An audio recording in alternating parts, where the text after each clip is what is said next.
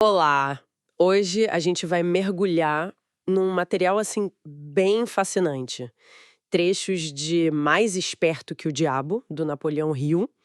É um livro que, nossa, mesmo escrito décadas atrás, ainda causa, né? Provoca e inspira. Com certeza. É uma obra que gera muita discussão. E a ideia aqui é tentar extrair o núcleo, né, o centro dessa conversa bem peculiar que o Rio diz ter tido com o diabo. Exato. É uma figura que ele usa, na verdade, como metáfora, certo? Isso, uma metáfora para as forças negativas, internas e externas, que acabam limitando o potencial humano. A gente vai explorar como ele sugere que a fé, uma fé firme em si mesmo e ter um propósito claro, definido, são as armas para vencer isso. Perfeito. Então, um ponto que salta logo de cara é o medo. O Diabo do Rio, né, diz que o medo é a ferramenta principal dele. Exatamente. E ele lista 6 tipos que ele considera os mais eficazes. Medo da pobreza, da crítica, ah, da perda de saúde, da perda do amor, da velhice e, claro, da morte. E ele destaca 2, né? Pobreza e morte como os piores. Sim, ele argumenta que esses dois são os mais paralisantes. Talvez por mexerem com nossa base, né, segurança, sobrevivência, são os que mais nos deixam parados, inertes. E como que esses medos atuam na prática, segundo o livro? Parece que eles levam a um estado, hum, ele chama de alienação. É isso? Isso, a alienação, no sentido de viver meio à deriva, sabe? Sem um rumo claro, sem um propósito definido. A pessoa fica sendo levada pelas circunstâncias. Tipo, desconectada do próprio potencial. Exato. E aí ele faz uma crítica forte.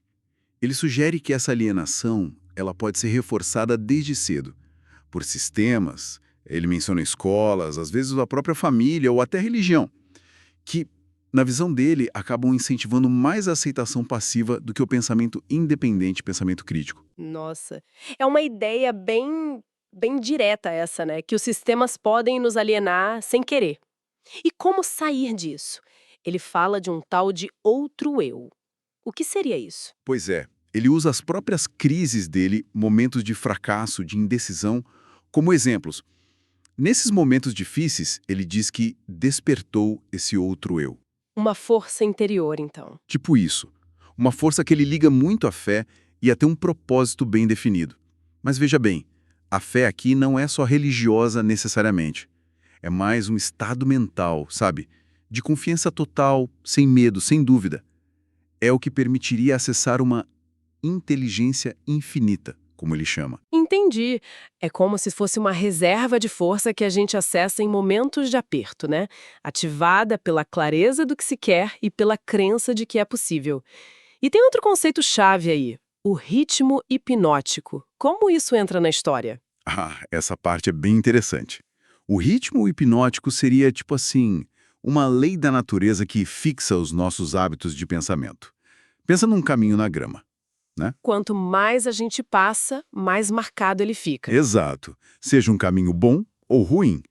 Do mesmo jeito, os pensamentos e ações que a gente repete, sejam positivos ou negativos, eles se fixam por esse ritmo, viram automáticos. A alienação contínua, por exemplo, vai solidificando pensamentos negativos por causa desse ritmo. Faz todo sentido. Um ciclo que se alimenta, né? Para cima ou para baixo. Mas você comentou algo curioso antes, que a dificuldade, a adversidade pode ser útil nisso. Sim. E esse é um ponto-chave no argumento dele. O fracasso, a dificuldade, podem ser uma bênção disfarçada, justamente porque tem o poder de quebrar um ritmo hipnótico negativo que já está lá estabelecido. Quebrar o ciclo vicioso, então. Isso. A dor, o desconforto, podem forçar a pessoa a parar, reavaliar, buscar outros jeitos de pensar, de agir, criar novos caminhos na grama. E é aí que entra a autodisciplina, para construir esses novos hábitos, os positivos. Certo. Se o ritmo fixa os hábitos, para quebrar os ruins precisa de esforço consciente. O que nos leva para a autodisciplina? Como ele define isso? Olha, ele sugere começar pelo básico mesmo. Focar em dominar 3 apetites, digamos, primários. O impulso pela comida. Ele defende moderação, né, para manter a mente e o corpo mais limpos. Ok, comida. Qual outro? O impulso sexual. Ele propõe transmutar essa energia, usar para criar, para produzir, em vez de só indulgência excessiva. E o terceiro é a ânsia de dar opinião sem fundamento, ou quando ninguém pediu. Ah, o controle da língua. Interessante ele focar nesses três.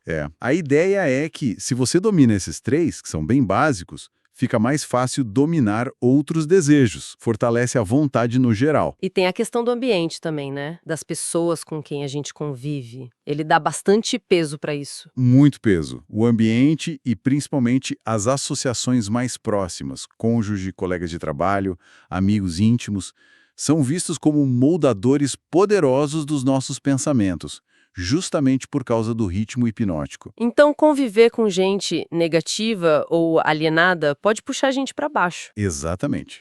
Puxa para esse mesmo padrão. Por outro lado, se cercar de mentes positivas, focadas, que estão em harmonia, ajudaria a fixar hábitos bons, construtivos. Por isso, escolher bem essas associações seria vital para o sucesso e para a felicidade, segundo ele. Ok.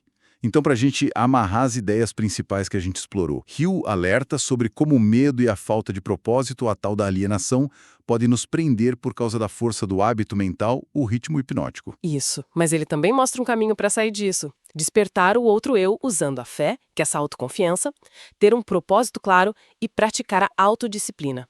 E as pessoas ao redor são super importantes nesse processo. Perfeito. E a relevância disso hoje, né? Talvez não seja nem concordar com cada vírgula do Hill, mas sim reconhecer essas dinâmicas dentro da gente. Entender como os pensamentos, os hábitos se formam, como eles ficam fortes e como a gente pode conscientemente influenciar isso. Dá mais controle, né? Para lidar com os desafios, buscar o que a gente quer. Exato. É um lembrete do poder e da responsabilidade também, que a gente tem sobre a nossa própria mente, sobre o nosso estado mental. Muito bom. E para deixar uma última reflexão, pegando lá do finalzinho do livro, fica aquela imagem da parábola Cherokee, né? Tem dois lobos lutando dentro de nós. Um é o medo, o desespero, o outro é a esperança, a coragem. Qual deles vence? Aquele que a gente alimenta.